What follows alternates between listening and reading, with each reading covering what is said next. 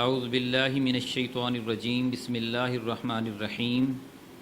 ولا يحسبن الذين كفروا انما نملي لهم خير لانفسهم انما نملي لهم ليزدادوا اثما ولهم عذاب مہین۔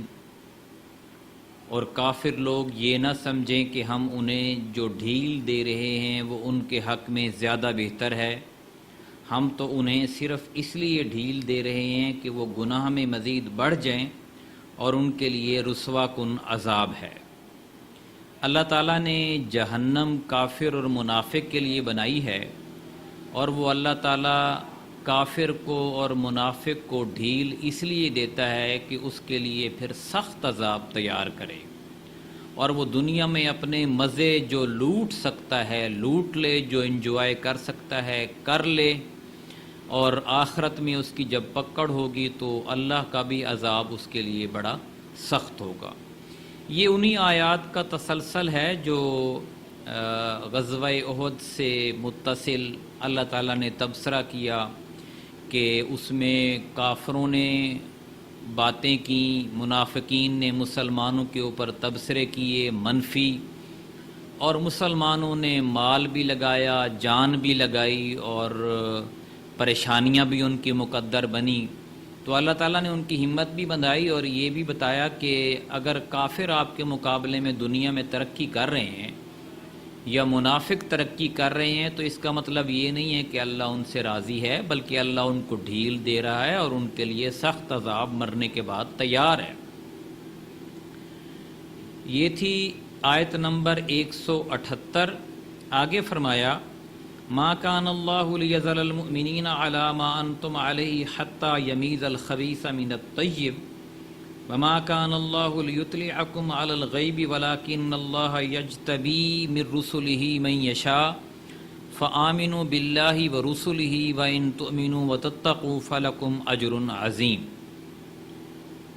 اللہ ایسا نہیں ہے کہ مومنین کو اس حالت پر چھوڑ دے جس پر تم ہو، یہاں تک کہ گندے کو پاک سے جدا کر دے، خبیث کو طیب سے علیحدہ کر دے۔ اور اللہ ایسا نہیں ہے کہ تمہیں غیب کی خبریں دینے لگے، لیکن اللہ اپنے پیغمبروں میں سے جسے چاہتا ہے چن لیتا ہے۔ سو تم اللہ پر اور اس کے پیغمبروں پر ایمان لاؤ۔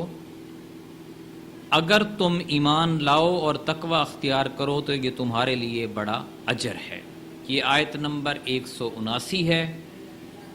اللہ تعالیٰ نے یہ فرمایا کہ مسلمان یہ چاہتے تھے کہ جو لوگ اسلام کو نقصان پہنچا رہے ہیں، نمازیں بھی پڑھ لیتے ہیں، آ کے روزے بھی رکھ لیتے ہیں، زکوٰۃ بھی دے لیتے ہیں، بظاہر جو اعمال جو ان کے کاروبار میں نقصان نہیں کرتے وہ کر لیتے ہیں، لیکن نہ تو اسلام کے راستے میں مال بڑھ کر قربانی کرتے ہیں اور نہ جان کی قربانی دیتے ہیں، تو یہ لوگ منافق ہیں، اور ان کی منافقت ہمیں اللہ تعالیٰ بتا دے، کھل کر سامنے آنی چاہیے۔ اللہ کا یہ طریقہ ہے، وہ مومنین کو سمجھایا ہے کہ اللہ تعالیٰ ہر ایک کو بتاتا نہیں ہے کہ فلاں شخص منافق ہے اور فلاں مسلم ہے، فلاں مومن ہے، پھر تو امتحان کا مقصد ختم ہو گیا۔ اگرچہ وہ اپنے پیغمبروں میں سے جس کو چاہتا ہے بتاتا ہے، منافقین کو، جیسے نبی کریم صلی اللہ علیہ وسلم کو پتہ تھا کہ کون کون سے لوگ منافقین ہیں، لیکن آپ خاموش تھے۔ اللہ تعالیٰ کا یہ طریقہ ہے، یہ سنت ہے کہ ایسے آثار پیدا کرتا ہے، ایسے واقعات پیدا کرتا ہے جس سے منافقوں کی منافقت کھل کر سامنے آ جاتی ہے۔ جیسے غزوہ احد تھا، منافقوں کی منافقت کھل کر سامنے آ گئی۔ جیسے غزوہ تبوک تھا، منافقوں کی منافقت کھل کر سامنے آ گئی۔ تو دنیا کے اندر ایسے معاملات پیش آ جاتے ہیں، ایسے آثار رونما ہو جاتے ہیں کہ منافقوں کی منافقت کھل کر سامنے آ جاتی ہے، اور جو مومن ہیں ان کا ایمان بھی کھل کر سامنے آ جاتا ہے۔ اور اللہ تعالیٰ رہنے نہیں دیتا کہ دونوں ایک جیسے رہیں اور وہ امتحانات اور وہ آزمائشیں نہ آئیں لوگوں کے اوپر جس سے منافق اور مومن اور خبیث اور پاک جو ہے وہ علیحدہ نہ ہو۔ آگے فرمایا وَلَا يَحْسَبَنَّ الَّذِينَ يَبْخَلُونَ بِمَا آتَاهُمُ اللَّهُ مِنْ فَضْلِهِ هُوَ خَيْرٌ لَهُمْ بَلْ هُوَ شَرٌّ لَهُمْ سَيُطَوَّقُونَ مَا بَخِلُوا بِهِ يَوْمَ الْقِيَامَةِ وَلِلَّهِ مِيرَاثُ السَّمَاوَاتِ وَالْأَرْضِ واللہ بما تعملون خبیر۔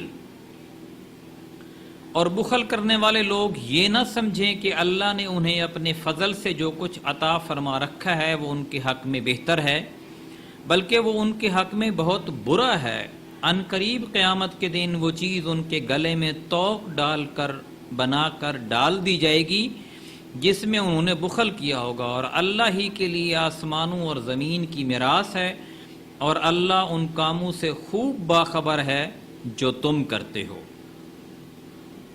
یعنی جو لوگ کنجوسی کرتے ہیں، اپنا مال روک کے رکھتے ہیں، اللہ کے راستے میں خرچ نہیں کرتے، جہاں پہ حکم ہے وہاں پہ بھی خرچ نہیں کرتے،